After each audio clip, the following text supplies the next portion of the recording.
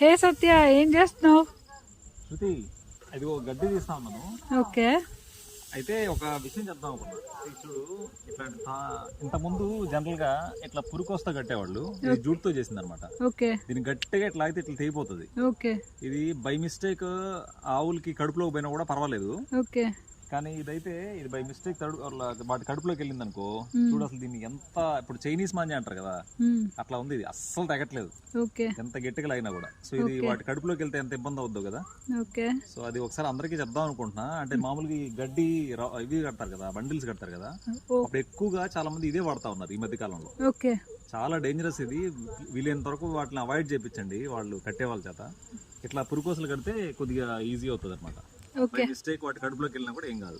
Okay. రెండింటిని అలాగే round గా చుట్టుకొని పక్కన పెట్టేసేయాలి అంటారు. అన్నిటిని ఇట్లా వీలైనంత ఇదైనా ఇట్లా నీట్ గా రౌండ్ చుట్టేసి అట్లా ఒక దగ్గర పెట్టేసుకుంటాను నేను. ఓకే.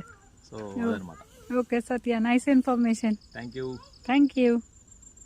కొత్తగా మా వీడియోస్ ఎవరైనా చూస్తుంటే మా ఛానల్ని ఫాలో చేయండి, లైక్ చేయండి, కామెంట్ చేయండి, అండ్ యూట్యూబ్లో కూడా సబ్స్క్రైబ్ చేసుకోండి. ఓకేనా?